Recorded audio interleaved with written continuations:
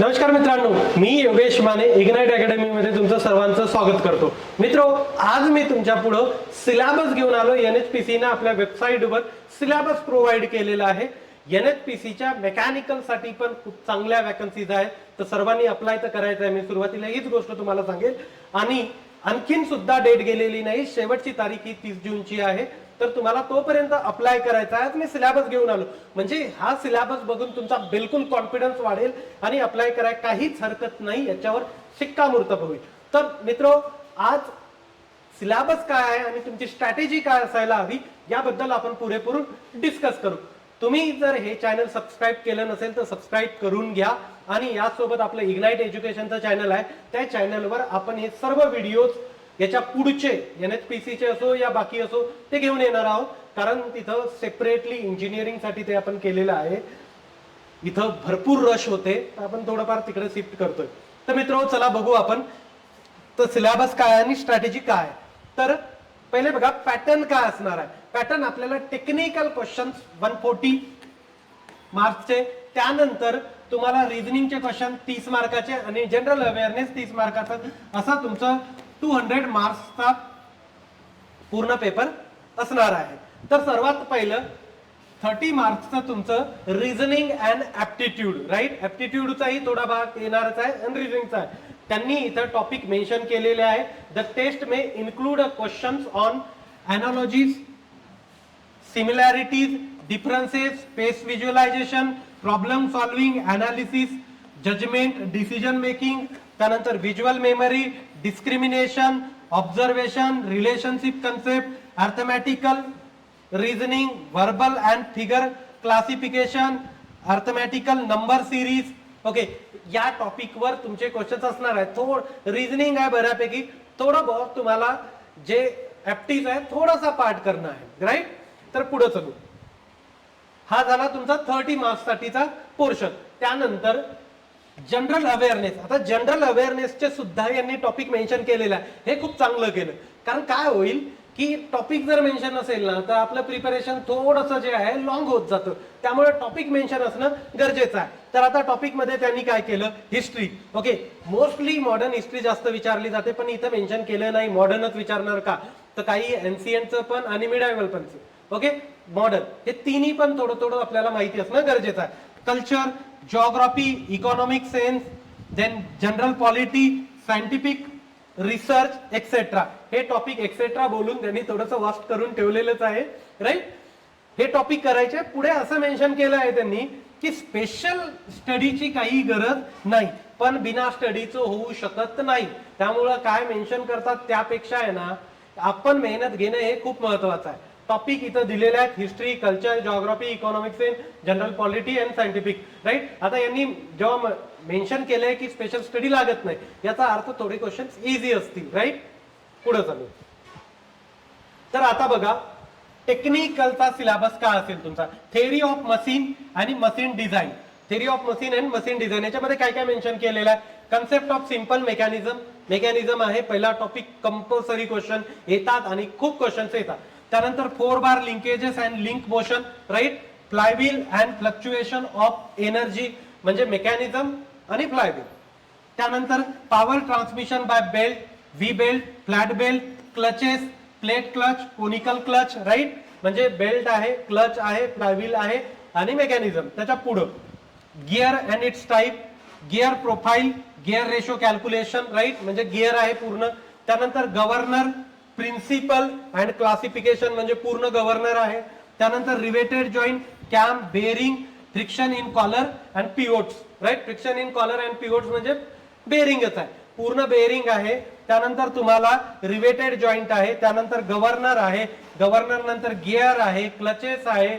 Okay, त्यानंतर तुम्हाला belt आहे, फ्लायव्हील आहे आणि मेकॅनिझम आहे. एवढे टॉपिक त्यांनी डायरेक्ट मेन्शन केले. कॅम्पन आहे, राईट. एवढे टॉपिक डायरेक्ट मेन्शन आहे. याचा अर्थ असा आहे का की तुम्हाला गायरोस्कोप सोडायचा आहे? बिलकुल नाही, गायरोस्कोप सोडून चालणार नाही. थोडं बेसिक बेसिक करायचं. व्हायब्रेशन मेन्शन केलं नाही, सोडलं तर चालतं. त्यानंतर तुम्ही बॅलन्सिंग मेन्शन केलं नाही, सोडलं तर चालतं. ओके, बॅलन्सिंग व्हायब्रेशन मोठे टॉपिक आहे, त्यामुळे असे टॉपिक सोडले तर चालतात. तसे डिप्लोमाच्या एक्झामला त्यांचं वेटेज थोडंसं कमी असतं, राईट. बाकी तुम्हाला गायरोस्कोप एकच फॉर्म्युला आहे, त्यानंतर त्यांचे डायरेक्शन वगैरे ते थोडंसं करणं गरजेचं आहे, राईट. तर पुढे आपण mechanics and strength of material. Mechanics मध्ये equilibrium forces, law of motion, friction, concept of, right, हे 3 टॉपिक मेकॅनिक्सचे generally. Equilibrium of forces, friction and law of motion. याचा अर्थ मेकॅनिक्सचा स्टॅटिक पार्ट तुम्हाला करायचा आहे, डायनामिक सोडून दिला तरी चालेल, राईट. डायनामिक सोडून दिला तरी चालेल, स्टॅटिक पार्ट करून ठेवा. त्यानंतर concept of stress and strain, elastic limit and elastic constant, bending moment and shear force diagram, stress in composite bars, okay, torsion of a circular shaft, buckling of a column, Euler's and Rankine theory, thin wall, pressure vessel, right. म्हणजे याचा अर्थ तुम्हाला deflection of beam सोडायचं का, deflection of बीमचे फॉर्म्युले लक्षात ठेवा. Mention नाहीये डिफ्लेक्शन ऑफ बीम वर, तसेही क्वेश्चन्स कमी येतात, आले तर डायरेक्ट फॉर्म्युले विचारतात. थिन सिलेंडर करायचं, थिक करायची गरज नाही. त्यानंतर टॉर्शन करायचं, बेंडिंग स्ट्रेसेस करायचं, शिअर स्ट्रेसेस करायचं, प्रिन्सिपल स्ट्रेसेस करायचं, सोडायचं नाही. थेरीज ऑफ फेल्युअर पण करायचं, राईट. त्यानंतर तुमचं सिंपल स्ट्रेस अँड स्ट्रेन, त्याच्यामध्ये थर्मल स्ट्रेसेस वगैरे करायचं, सॉम एंटायर पूर्ण करायचं, राईट. डिफ्लेक्शन ऑफ बीमचे बस फॉर्म्युले रटून जायचे. त्यानंतर थर्मल मध्ये प्रॉपर्टीज ऑफ प्युअर सबस्टन्स पूर्ण करायचं, properties of pure substance, right. हे बाकी सब टॉपिक लिहिलेले आहेत, ते शिकवले गेलेले आहेत, राईट. तर प्रॉपर्टीज ऑफ प्युअर सबस्टन्स पूर्ण करायचं. फर्स्ट लॉ पूर्ण करायचा, ओके, फर्स्ट लॉ पूर्ण करायचा. सेकंड लॉ पण पूर्ण करायचा, kelvin plank statement, COP calculation, efficiency calculation, Clausius inequality पूर्ण. त्याच फर्स्ट लॉ मध्ये तुम्हाला एंट्रॉपी पण करायचं, त्यांनी दिलेलं आहे इथे एंट्रॉपी, राईट. तर एंट्रॉपी पण करायचं, फर्स्ट लॉ पण करायचं. अवेलेबल एनर्जी अवेलेबिलिटी वगैरे नाही केलं तर चालतं. टीडीएस रिलेशनशिप करायचं गरज नाही, डिप्लोमा आहे तुम्हाला थर्मोडायनामिक्स मध्ये. Basic heat and work calculation बिलकुल करायचे. First law, second law, entropy, त्यानंतर properties of pure substance, availability, available energy, TDS relationship नाही केलं तरी चालेल. त्यानंतर air standard cycle. Air standard cycle मध्ये ऑटो, डिझेल, ड्युएल सायकल, त्यांच्या इफिशियन्सी कॅल्क्युलेशन कधी वाढतात, कधी कमी होतात, त्या गोष्टी. त्यानंतर Ericsson cycle, Stirling cycle, Atkinson cycle, त्यांचे फॉर्म्युले, कोणकोणत्या प्रोसेसेस आहेत त्या, राईट. मेन्शन नाही सर तरी, मेन्शन नसेल तरी, सर सांगतायत ना मग सरांचं ऐकायचं, राईट. अनुभवातून सांगतायत. काय लागतं, 10 मिनिटं लागतात त्या सायकल्सला करायला. त्यानंतर IC engine performance, engine combustion, CI इंजिनचं कंबशन, लॉकिंग, डिटोनेशन वगैरे सर्व. त्यानंतर परफॉर्मन्स म्हणजे mechanical efficiency, brake power, indicated power वगैरे ते सर्व. त्यानंतर IC engine cooling and lubrication, clear. नंतर रँकाइन सायकल पूर्ण करायचं. Rankine cycle PV diagram, TH diagram, HS diagram हे करायचंच आहे तुम्हाला, ओके. त्यानंतर इफिशियन्सी कशी वाढते, कशी कमी होते वगैरे हे सर्व करून घ्यायचं. नंतर बॉयलर आहे. बॉयलर पूर्ण व्यवस्थित तुम्हाला शिकवलं गेलेलं आहे. आपण जेवढं बॉयलर शिकवतो तेवढं कोणी शिकवत नाही, त्यामुळे बॉयलर करायचं. पुढे कॉम्प्रेसरही आहे, कॉम्प्रेसरही करावं लागतं, स्टीम टर्बाईन्स पण करावं लागतं, राईट. तर हे पार्ट तुम्हाला करणं आहे, सिलेबस मध्ये मेन्शन आहे. नोझल पण मेन्शन आहे, clear. Boiler classification, specification, fitting accessories, fire tube आणि वॉटर ट्यूब, बॉयलर. त्यानंतर air compressor, their cycles, okay. Air compressor आता आणि देअर सायकल म्हटलं. कॉम्प्रेसर मध्ये रेसिप्रोकेटिंग डिटेल मध्ये करायचं. सेंट्रिफ्युगल अँड ॲक्सियल कॉम्प्रेसर, त्यांचे थोडेसे डिफरन्स वगैरे करायचे. डिग्रीज ऑफ रिॲक्शन काय असतं, बेसिक गोष्टी करायच्या, खूप डिटेल मध्ये जायचं नाही. त्यानंतर refrigeration cycle, principle of refrigeration plant, okay. Refrigeration करायचं, सायकोमेट्री सोडायचं का नाही, ते पण करायचं, मेन्शन नसेल तरी करायचं. रेफ्रिजरेशन म्हटलं, रेफ्रिजरेशन प्लांट म्हटलं की सायकोमेट्री आलं, करावं लागतं. नोझल, ओके, मी तुम्हाला अगोदरच सांगितलं, नोझल करायचं, कॉम्प्रेसर करायचं, स्टीम टर्बाईन पण त्यांनी म्हटलेलं आहे, स्टीम टर्बाईन पण करायचं. आता सिलेबस मध्ये दिलेलं आहे तर करावं लागणारच आहे. पुढं fluid mechanics, best subject, right. Fluid mechanics मधला तुमचा फ्लूइड प्रॉपर्टीज पहिला टॉपिक करायचा आहे. फ्लूइड प्रॉपर्टी करायचा आहे. Properties and classification of fluid, ideal fluid, real fluid, Newton law of viscosity, Newtonian and non-Newtonian fluid, compressible and incompressible fluid, ते bulk modulus, compressibility, surface tension, capillarity सर्वच करायचं आहे.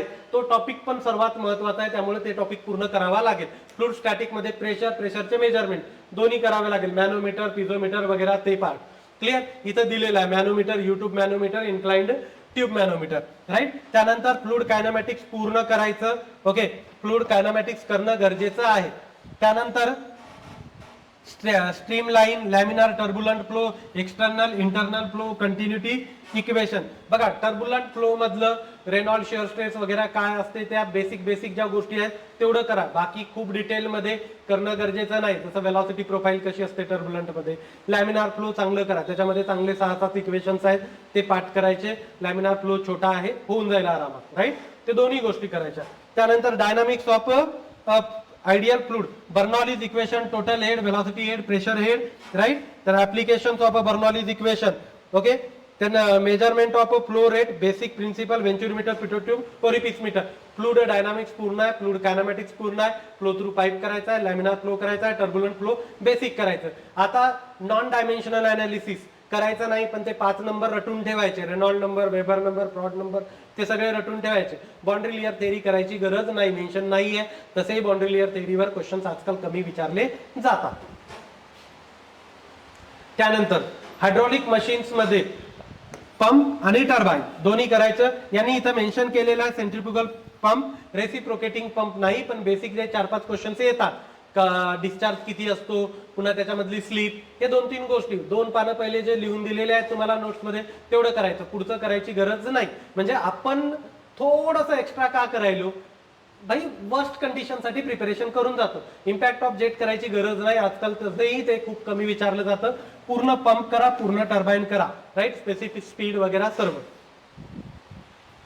त्यानंतर प्रोडक्शन इंजिनिअरिंग. प्रोडक्शन इंजिनिअरिंग मध्ये तुम्हाला material science plus production असं दोन्ही आहे. इंडस्ट्रियल इंजिनिअरिंग सिलेबस मध्ये नाही आहे. प्रोडक्शन मध्ये बघा, mild steel and alloy steel, okay, म्हणजे फेरस नॉन फेरस दोन्ही करायचे. त्यानंतर heat treatment of steel, welding मध्ये वेल्डिंग पूर्ण करायचं, वेल्डिंग कास्टिंग पूर्ण आहे. वेल्डिंग मध्ये arc welding, gas welding, resistance welding, specific welding technique that is TIG, MIG etcetera, brazing, soldering, okay, welding defects and testing, सर्व non destructive testing, foundry and casting, right. Casting मध्ये methods, defects in casting, different casting processes, forging, extrusion, metal cutting, principle, cutting tools, right. Basic principle of machine with lathe, milling, drilling, shaping, grinding. त्यानंतर machines, tool, manufacturing processes. म्हणजे production in short पूर्ण आहे. Metrology आणि inspection सोडायचं का, तर नाही सोडायचं, ते पण करायचं. कारण प्रोडक्शनची सिलेबस मध्ये देव न दिलेलं असेल, पूर्ण प्रोडक्शन करावं लागेल. मटेरियल सायन्स पण करावं लागेल, राईट. सोपं आहे, तुम्ही भरपूर वेळेस केलं. आपल्या नोट्सच्या बाहेरचा हा सिलेबस आहे का, तर बिलकुल नाही. पण एक सरप्राईज आणखीन त्यांनी ऍड केलं, ते म्हणजे आहे तुम्हाला इंजिनिअरिंग ड्रॉइंग, राईट. इंजिनिअरिंग ड्रॉइंगचा आपल्या ऍपवर पण कंटेंट आहे, राईट. ते कंटेंट तुम्ही बघू शकता. मी एक स्पेसिफिक व्हिडिओ MCQचा इंजिनिअरिंग ड्रॉइंग वर घेऊन येईल, त्याच्यामध्ये तुम्हाला बऱ्याच गोष्टी सांगण्याचा प्रयत्न करेल. वाटल्यास एक लाईव्ह सेशन इंजिनिअरिंग ड्रॉइंगचं पण ठेवेल. त्यासाठी तुम्हाला काय करावं लागेल, तर आपला इग्नाइट एज्युकेशनचं जे चॅनल आहे ना, ते सबस्क्राईब करून ठेवा. कारण हे इग्नाइट एज्युकेशनच्या चॅनलवर तुमचं लाईव्ह सेशन होईल, ना की इग्नाइट अकॅडमीच्या, राईट. इग्नाइट एज्युकेशनच्या चॅनलवर तुम्हाला इंजिनिअरिंग ड्रॉइंगचं स्पेशल MCQ इम्पॉर्टंट क्वेश्चनचं सेशन घेईल. काय काय आहे त्याच्यामध्ये, introduction to orthographic projection, first angle and third angle method, their symbols, right. सोपा आहे ते. त्यानंतर conversion of pictorial view into orthographic view, then object containing plane surfaces, slanting surfaces, slot, rib, cylinder and surfaces, म्हणजे orthographics आहे. त्यानंतर introduction to isometric projection, isometric आहे, ऑर्थोग्राफिक्स आहे. त्यानंतर तुम्हाला फर्स्ट अँगल सेकंड अँगल म्हणजे जे बेसिक आहे. त्यानंतर conversion of orthographic view into isometric view and projection, हे आहे. ऑर्थो आयसो लागतं बऱ्याच वेळेस ड्रॉइंग वगैरे रीड करण्यासाठी, म्हणून सिलेबस मध्ये असेल. तर तुम्हाला ड्रॉइंगचा सिलेबस खूप सोपा आहे. Projection of point, projection of line, projection of plane, development of plane, हे काही तुमच्या सिलेबस मध्ये गिवन आहे. म्हणजे ऑर्थो, आयसो आणि बेसिक्स एवढं गिवन आहे. तर हा तुमचा कंप्लीट सिलेबस आहे. तर पुढे चला मित्रो, पुढे काय आहे, तर पुढे आपली एक मेगा टेस्ट सिरीज आहे, जे की भरपूर इम्पॉर्टंट आहे तुमच्यासाठी. ओके, 1000 MCQ आहेत या टेस्ट सिरीज मध्ये.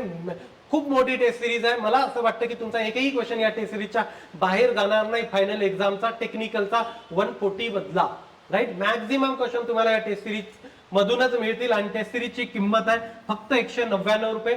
दोघांसाठी आहे, सिव्हिल साठी आहे, मेकॅनिकल इंजिनिअरिंग साठी आहे. त्यानंतर तुम्हाला स्पेशल जे आपले रिझनिंगचे आहेत, रिझनिंगच्या सुद्धा टेस्ट तिथं मिळतील. तर मित्रो, हे झालं तुमच्या टेस्ट सिरीजचं. त्यानंतर ज्या लोकांनी इस्रोचा फॉर्म फिलअप केला, आपली इस्रोची सुद्धा टेस्ट सिरीज आहे. 36 टॉपिक वाईज टेस्ट आहे, 4 पूर्ण सिलेबसच्या अशा 40 टोटल टेस्ट आहे. मात्र 199 रुपयामध्ये आपण त्या ऑफर करतो. मित्रो, आपले चॅनल सबस्क्राईब करा आणि विसरू नका तुम्हाला इग्नाइट एज्युकेशनचा सुद्धा चॅनल सबस्क्राईब करायचा आहे, कारण पुढचा जो व्हिडिओ आहे ड्रॉइंगचा घेऊन येणार मी, तो तिथंच घेऊन येईल. सिलेबस एकदम कडक आहे, चांगला सिलेबस आहे. फॉर्म भरला नसेल तर फॉर्म भरून घ्या. आणखीन तारीख गेलेली नाही, 30 तारीख ही शेवटची तारीख असणार आहे. तर मी इथं थांबतो. Thank you so much guys for listening. Thank you so much.